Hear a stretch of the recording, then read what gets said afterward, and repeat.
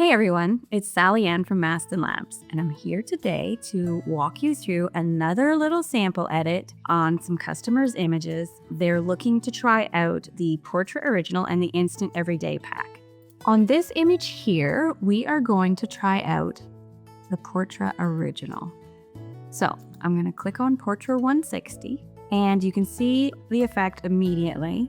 This image here is a little bit tricky simply because what we see here is a cooler tone on this part of the image, and then on the lower half, on the left-hand corner, it's warmer.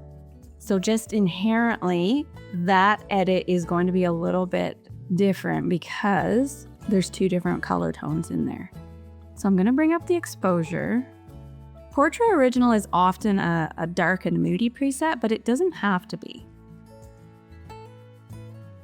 I'm going to kind of bring it up mid-range, and I am going to straighten it a little bit. That's not a part of the Mastin 3-step workflow, but it is just a little, I like it when we do little touches like that to just show the customer, you know, what look can be achieved with their image. So sometimes a little extra things, I'm just bringing it down to take out those distractions there, can help. Now, as I mentioned, we do see the two different color tones here. Now, if this was my image, I'm just gonna edit it. I'm gonna add in a linear mask, linear gradient it says, and I'm gonna put it on this half on an angle. You can see the graph lines here. And I'm gonna just bring down the temperature so that it matches the top part a little better. That looks pretty good. And I'm gonna bring up the magenta a little bit. There we go.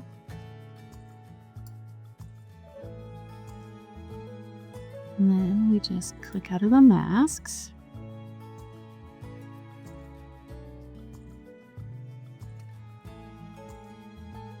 And I'm gonna warm up the overall image. There we go, that looks nice. And I'm gonna bring down, I added magenta back into that linear gradient just to even out the tones so that the top and the bottom part of the image look more cohesive. But for the overall image, I actually do want to bring down the magenta a bit to give more authentic skin tones. And I think I am gonna bring it up a little bit more in the exposure. Now, that looks pretty good. I'm gonna come over here to our tools. So one of my favorite things, I mentioned this in a lot of the videos that I do, is that you can hover over the tools in Lightroom and it'll show you the results without having to click and then undo. So the all hard tone profile brings the blacks a little bit blacker, the little bit more contrast, pops the highlights a little bit more. If we go down to the all soft, you're gonna see a little more even results. The blacks and the shadows are a little lighter, and the highlights get deepened, which allows for details to show a little bit more. On this particular image, I think what I actually want to do is try the strobe soften tool. Yes, that is one of my favorite tools. It's great for indoor images like this where we want to even out the effect that's happening there. And it gives a really great soft film look. I'm pretty happy with the results of this, but I think I am actually going to bring up the warmth a little bit more. And I think I am going to go into that linear gradient and bring the warmth on that down just a touch more.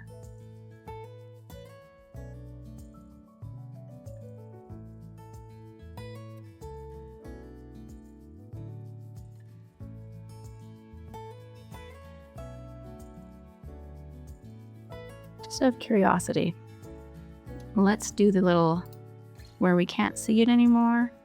So there it is, quite warm. And we'll bring it back. And here it is. Definitely the bottom part is now matching the top part. So I like that. Okay, so the next thing that we do, I'm gonna head over to the next copy of this image. and I'm going to apply Portra 400.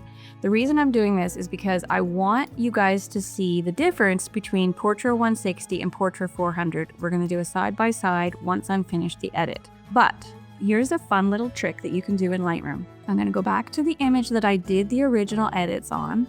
And what I'm going to do is I'm going to copy some of those edits. We don't want to copy everything because there are all of the different settings for Portra 160 that are already applied to this image. We don't want to copy those over to the next image. We just want to copy.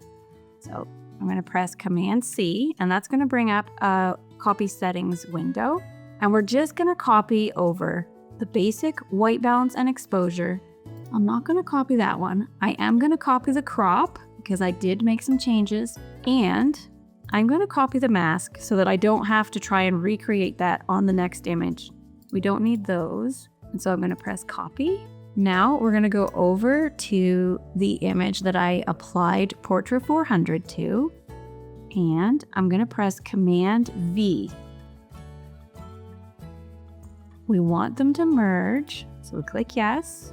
And then Lightroom was going to apply those settings. Sometimes it takes a minute, especially when there's a mask or one of the AI tools was used. Okay, now on the other image, I did use strobe soften, so I'm going to apply that here as well. And there you go. Okay, I just pressed G, which is another Lightroom shortcut, taking us back to the grid. I'm going to click on this one, and I'm going to select both of those, and I'm going to press C, which is going to show us a comparison. So here you can see a really great comparison between Portra 160 and Portra 400. They're both beautiful edits. It's really just a matter of personal preference on which one you like better. This one has a bit more muted tones. It's a little cooler, and this one's warmer with the highlights kind of popping a bit more. So there you go. We're going to go back to the grid, and we're going to head over to this image. And I've created 3 copies of this image because I want to compare the 3 different presets from the Instant Everyday pack. Each of these presets are very unique to each other, and I think it'll be really fun to see the difference between all 3. We have the SX70 color, and I'm just going to apply the preset, and then I'll make adjustments as we go along. I'm going to go to the next copy, and I'm going to apply P600. This one is very different from the others. It's quite muted, and the greens, and really quite dark and moody. Now, I'm really interested to see when we go in with 3-step workflow and make adjustments, how much difference those exposure, temperature, and tint can make on an image. Because honestly, this is a beautiful image as is, straight out of camera. We're going to apply Instax color on this one, which is a very, very interesting, beautiful film look. Lots of grain in this image. So I'm gonna go ahead and make adjustments on this. Now, the first thing I'm gonna do, again, these are just little things that you don't have to do. I don't have to do them, but I'm just doing them as a sample edit. And I like to show a finished product that has a little bit of finesse to it. So I'm going to remove that little distraction. I used the clone tool, and I'm just going to bring this up a little bit. That worked pretty well. Doesn't really matter that there's a little blip there because it just looks like a shadow in the snow. So Q is the shortcut for the clone tool. So I just pushed Q, and now the tool's gone. So this image here, okay, I'm going to bring up the exposure a little bit. And let's see what the all hard tone profile does for this one. So that was quite dramatic. There's a lot of shadows and dark areas in this image, but there's also like a half part of the image that's quite bright and has highlights in it. So that's fun. Now let's see what all soft does. A huge difference. There is a huge difference in those 2 tools, those 2 tone profiles. And these choices are all about personal preference. What look are you trying to achieve? There is so much versatility in our preset packs with these tools that we offer. When we go down here to highlight hard, highlight soft, shadow hard, and shadow soft, those are just each different section broken up. If you want to focus on the highlights, you'll choose hard or soft, and they each have different effects. And then again in the shadows, if you want to emphasize the shadows or work in the shadows, you'll choose those ones. I think I'm going to go back over here and make some adjustments to the tint because there is quite a bit of magenta in his skin tone. And you can see just by a little shift in the tint, those magentas in his hands and his face have really dropped. I'm going to bring the exposure up just a little bit more. That made a huge difference. I'm going to go over to Shadow Hard and see what that does. This is such a gorgeous image. Okay, and I'm not loving how emphasized that is, but I do like a bit more contrast in there. Yeah, I do like a little bit of darkening in that image, but I think I'm going to just leave it. I think I'm going to leave it in the mid-range for now.